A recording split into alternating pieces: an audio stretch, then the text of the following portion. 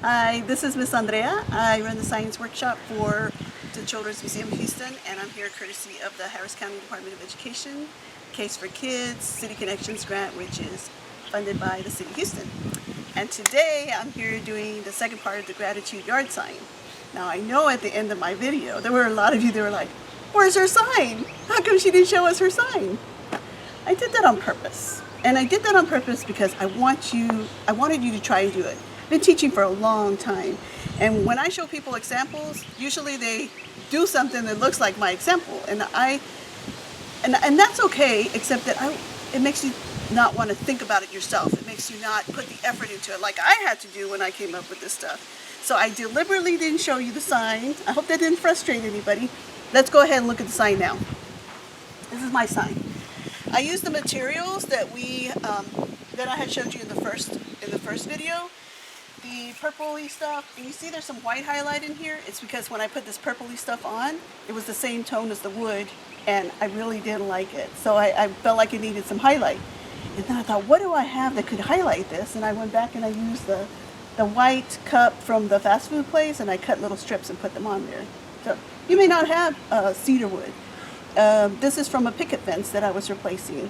I like the texture and the color. You might use cardboard. You might use, I found a beware of dog sign. You can really use anything. You can decide, do you want it inside or outside? But what if you don't have any of these materials? I mean, what if you only had cardboard and toilet paper rolls? Because that's the reality for a lot of people. A lot of people don't have. They can't afford to buy individual ice cream cups or even ice cream at all. And that's okay. There is no shame in that. If you don't have, you don't have.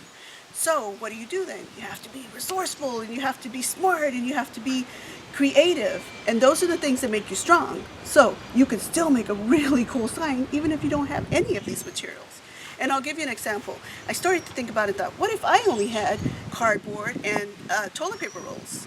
So I used cardboard, toilet paper rolls, and chip bags and food container pieces like cardboard from food products. And I started to make a sign. So I'm going to show you what I did. This is, as you can see, some Doritos, some chips. This is from like some laundry thing that I had.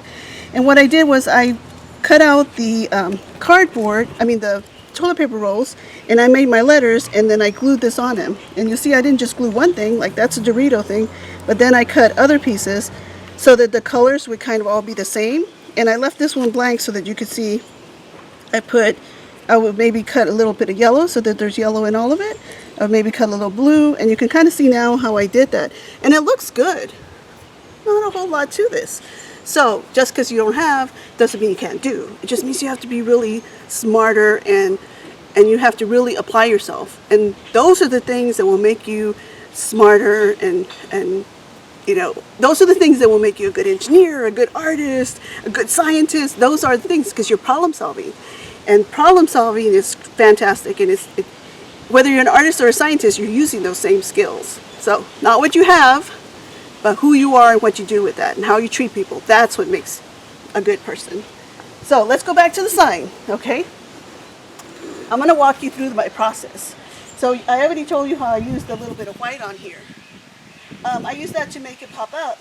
And then the thing with this is you do not want to make everything the same size, because you have to think about what your message is. If everything's the same size and everything looks the same, people look at it and they're confused. What is their message? Well, my message, I had two things that I really wanted to get across. One was, thank you, right? And one was, who am I thanking? I'm thanking the frontline workers. And so to me, the most important message was the thank you. So I made that the biggest, and I used my most sparkly stuff on there. And then I had those letters, though, that I really liked, the ones from the ice cream. And so I went and did a thank you again, because I'm repeating it, because I really like the idea of saying thank you. So then I was able to use those. Do you notice the white behind it? They also didn't quite pop, so I went and put the white behind it. You might be okay with just the color. I kind of like a little bit of pop. So I made it pop a little bit more by taking the white.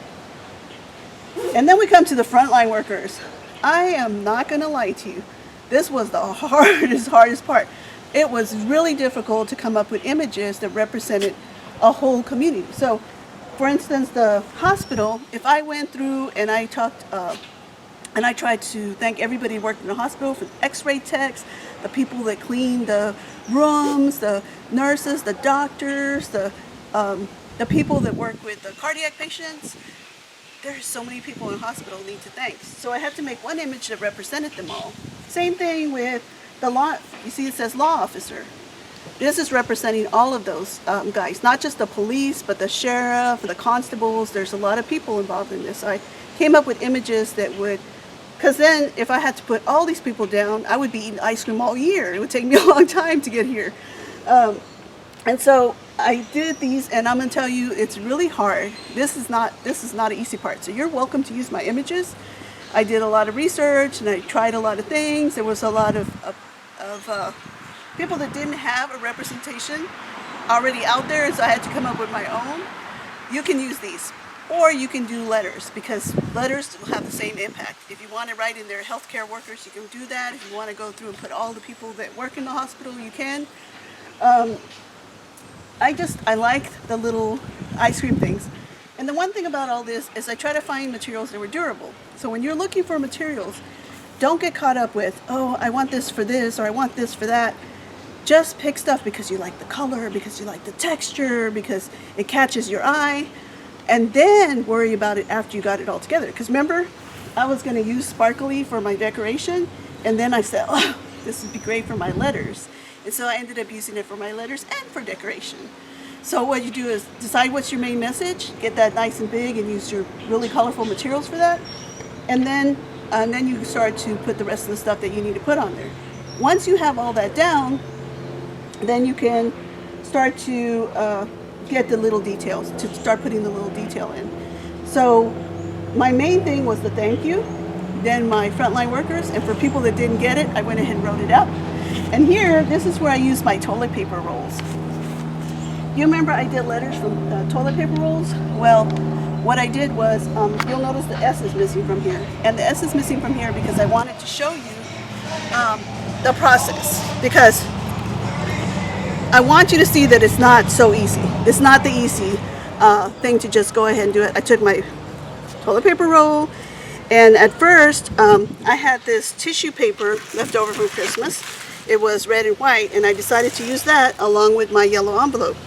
So I cut a bunch of pieces down like this, and I was going to glue them all to my letters. But what happened is, once I started gluing the white and the red and the yellow, that white was horrible, it was terrible. So I thought, okay, maybe I'll just put the whole thing white, and then I'll add red and yellow. And that was not so good. So I was like, forget it, I'm going to do them all red, and then I'm going to add my yellow, and that's what I did. So something's not working, you just do something else.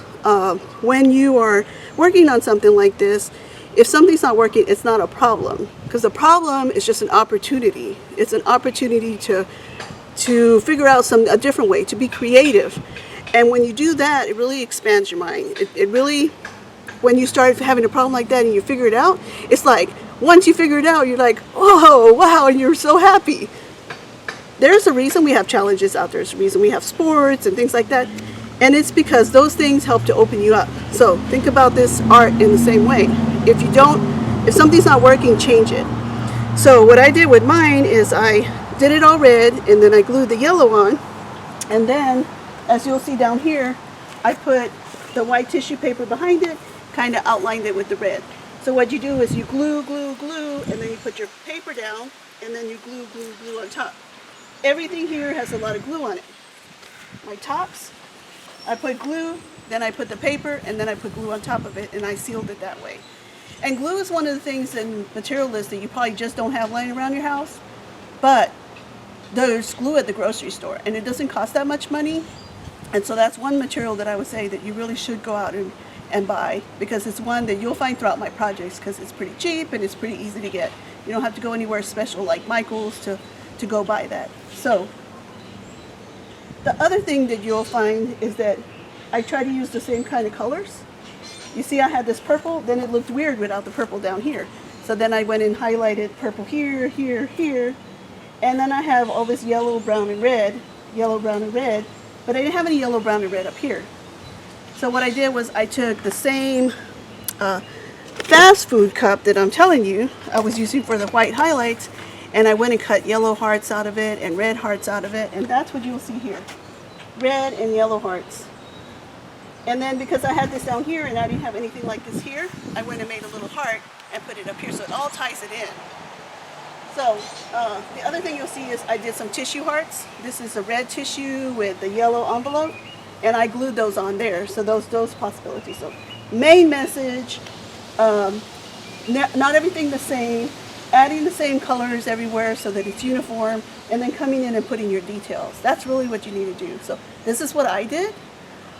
You can do what I did, or you can do something else with what you have. If you're gonna do what I did, try to only take a few things from it. Try to do your own thing, because really this is what I want you to get out of this project. I do want a nice sign that people will, when they pass by, they see it. When they come by and they see their image and they search for it, because people driving by will see this, but they won't see this. So you want to have big things and little things. The big things are for people driving by. The little things are when people are walking by, they'll look at it. And let me tell you, if they're a frontline worker or they know somebody who is, they're going to look for their image on here. When they see it, they're going to be like, smile. And for us, that's score, because this is what we were trying to do, right? So when you're doing this, think about these things. The little details make a big difference. Let me tell you, if I took all the little details off, it wouldn't quite pop as much. But ultimately, doesn't matter what the sign looks like. Why? Because the message is more important than the sign. So whatever you do, I know it's going to be good. I know it's going to be good. And I know it's going to make somebody smile. So I hope you enjoyed that.